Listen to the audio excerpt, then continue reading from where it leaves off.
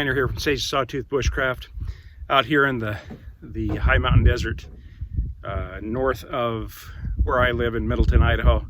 Just enjoying a nice day. Not quite as hot as it's been, only in the mid 80s, going to be in the 90s today. I just wanted to share with you a couple things. We've been selling quite a few of kind of a product or a combination that we put together that is essentially a survival knife. And in order to make it more usable for the people who have been purchasing those, I'd like to put together a little video and just show you what that piece of equipment entails. And so we'll go ahead and take it step by step in what's in that product, what those are used for, and hopefully help you see the opportunity to have a great little survival knife.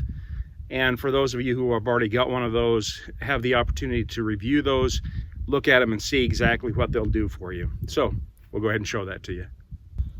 I've got laid out here kind of the parts and pieces of this survival knife, and I'll just take you through the steps that I go through to prepare it and what those steps are for and why we do that. So the first thing we start off with is the basic Mora. I think it's called the MoraKniv. It is one of my favorite knives. This Mora Swedish knife company, MoraKniv, has come up with a relatively inexpensive knife that has fantastic use, that is strong, that is durable, has the best in quality as far as steel, and yet is in a essentially a budget price range that anybody can afford one and anyone can have those. When I purchase these knives, I always purchase or at least for my preferences, always purchase the Mora carbon steel knives. Now they come with stainless steel, and stainless steel is fantastic if you're not going to get the additional use that I'll talk about. Stainless steel avoids that rust, avoids some of the problems that you can have with the carbon steel, but its drawback is that it's very hard to draw a spark off from stainless steel, and so that's why I use the carbon with a piece of hard stone, even a piece of granite, but more specifically a piece of jasper or other quartzite, or best a quartz or flint. I can strike the back of this knife and throw a spark, and potentially from that, with some practice, start a fire. So that's why I use the carbon.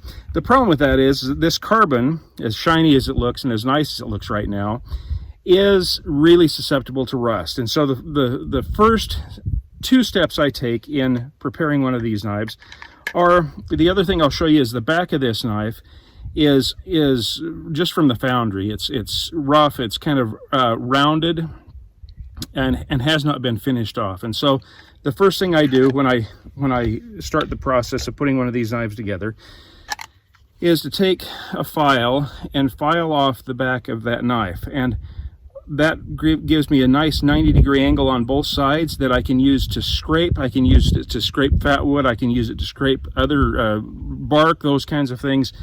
But I can also use it to strike my ferrocerium rod without dulling the blade, without using up that resource of a sharp blade. And so I grind that off to a 90-degree angle so that I have a nice sharp edge on both of these corners that I can use to scrape. Second thing I do, and I'm going to pull this one out so we've got a comparison here. These two knives started out the same as far as the metal, but to avoid that risk of rust, I soak these blades in just white vinegar. It puts this black patina on it, and that's a form of oxidation that protects that blade. It doesn't make it rust proof, but it really inhibits the rust factor of that blade. Also takes some of that shininess away if that's what you're looking for. Makes a nice surface and cleans that blade up so that it's in a situation where I don't have to worry near as much about the rust. So that's step one. We'll go ahead and put together the blade that hasn't been impacted in any way we'll make another one of these out of another survival knife out of that knife at some point in the future. But just for an example, you see that that's the first two steps. The other thing you see as you look here is that I've got 4 different models. I've got the Hunter Orange or the Blaze Orange. I've got the beige or Coyote with black. I've got the plain green, and I've got the green and black. They come in a number of colors. So if you want one of these, you can order yourself one, or that we can put one together for you in any number of colors. There's blue and green and yellow, light blue, all kinds of colors that we can put together. So this knife has been prepared, but has not gone to the next step. So what then I do is, in order to make it that survival kit, that survival knife, I add a couple of things. With just electrician's tape, I wrap on, and you can see it here in this one, I wrap on a ferrocerium rod. There's a ferrocerium rod right here in this duct, or in this electrician's tape. Now, the nice thing about the electrician's tape is it kind of creates a waterproof surface. It's also something that I can peel off and use. You know, a good outdoorsman and a good mechanic knows that electrician's tape makes a great bandage for your cut fingers. So there's some resource there. That electrician's tape holds that ferrocerium rod on there very well. In addition to the ferrocerium rod, I also have attached about 1.5 to 2 feet of waxed jute, and it's just very flammable jute.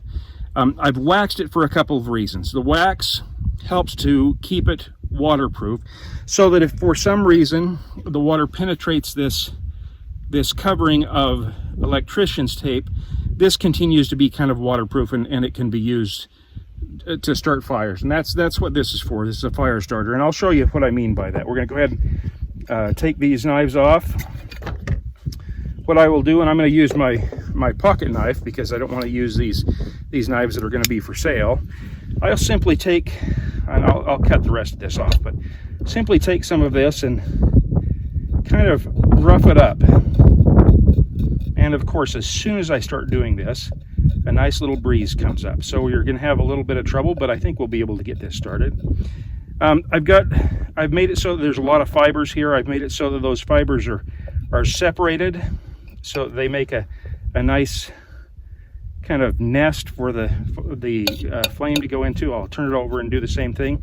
I said I do the wax for 2 reasons. One of those, like I said, is to make it so that it's more waterproof. The other one is that, like a candle, once I get that jute started, the wax in the jute, or the wax throughout the jute, provides me with a little bit of a fire extender. It'll burn a little longer. And so, see if I can do this. I'm just going to go ahead and use the blade on my pocket knife because it needs to be sharpened anyway.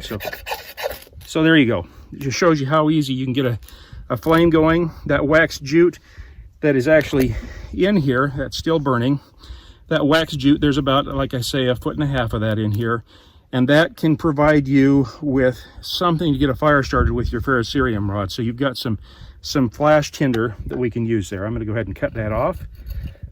And as you can see, it's still burning. So that provides you with a pretty nice way to get a fire started. That then is the product addition to this of the wax jute and the ferrocerium rod. So you've got a way of starting a fire no matter where you are. So with your MoraKniv, you have the ferrocerium rod and the wax jute, as well as this electrician's tape. So that's the next step in this process. Now we'll move on to the next step. Put my pocket knife away, and I'll show you what we have here. We have kind of a finished product, and the finished product is just simply the processed knife with the ferrocerium rod and the wax jute attached to the hull of the sheath. And then that's wrapped with what looks like paracord, and it is actually paracord. I think we can get a good picture here. This is just what was left over at the end of this, and this is what's left over at the end of this one. So I'll show you what's inside of those. This is survivor cord, and I've done videos on survivor cord before, but we're going to go ahead and, specific to this knife, we're going to go ahead and show you what's in here. In this paracord, there are the regular normal trappings of paracord, which is a 7-strand inner cord. Those 7 strands of inner cord are what give typical paracord its strength inside this sheath. In addition to those strands of nylon cord, there are 3 additional cords, or 3 additional fibers in this survivor cord. We have a very small but useful piece of wire that can be used for very small snares for squirrels or those types of things. It also can be used as a kind of a trip line if you wanted to set up an alarm system with some tin cans or something, so that when something goes through, they don't see that, but they trip over it, or they trip it and make the noise. It has monofilament fish line in it, and that's just fishing line that you can use just for that fishing. And then the last thing is some additional wax jute. And I'm not going to use this because I don't want to tear it apart, but just like that thicker wax jute that I provide you, this thinner wax jute provides the same opportunity to create a fire. You fluff it up, you make a little bit of a bird's nest with the fluffed up wax jute, strike that ferrocerium rod, throw that spark in there, and just as easily as I showed you just now, you've got fire. At least with some practice, you could do the same thing, striking a spark off the back of the knife into that bird's nest. And so that's just another way to start a fire. So the additional resource that you have here is this paracord that also has monofilament fish line. So you've got a strand of about 2.5 yards, with about 7.5 feet of monofilament fish line. You've got a strand of 7.5 feet of that wax jute, so you've got a lot of fire opportunity there. And you also have 7.5 feet of the wire that you can set for snares, and that is in addition to what would normally just be a 7.5 foot chunk of paracord.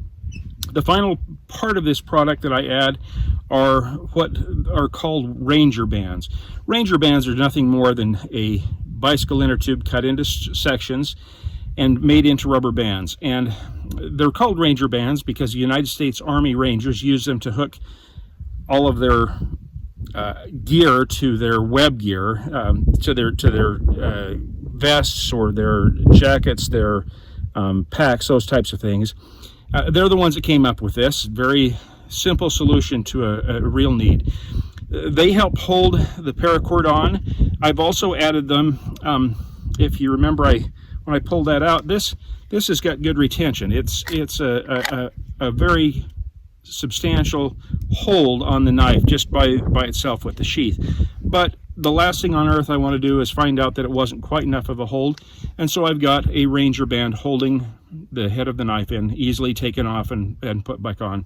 I have these other 2 holding on the paracord, but they're also an additional resource, and that is I can use them to repair things. I can use them to, my shoe comes apart, I can use them to hold my shoe together, all kinds of things. But also, once I get that wax jute going, I can get this going in a stormy, wet situation. Start a small fire with this. It'll burn about 5 minutes. Now, it's not going to be a very pleasant fire, but it's going to be a fire that helps me dry out my smaller twigs, my tinder, to get the process going to dry out the rest of the fire and ultimately get a fire going that can sustain my life.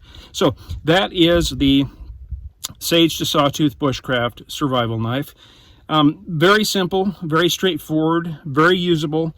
Something that at the price we sell them at $30 a piece, can be thrown into a glove box, can be thrown in the bottom of a pack, can be thrown into a set of saddlebags and forgotten until it's needed, and provide you with all kinds of resources to help you sustain and survive a very difficult situation. So, Clinton Miner here from Sage to Sawtooth Bushcraft. Appreciate your watching these videos. Appreciate your support in the channel. Appreciate those of you who have purchased these so far, and anybody who purchases them in the future. Hope this video is helpful in understanding what you've bought what you've purchased and how to use it. And until we see you on the next video, thank you again for your support. If you haven't already, please subscribe. We like those thumbs up. And if you've got any comments or suggestions on how to put this or any of my other presentations together in a way that can enhance that, we always look to learn. And again, thank you from Sawtooth Bushcraft. Remember, if you're prepared, you're never really lost.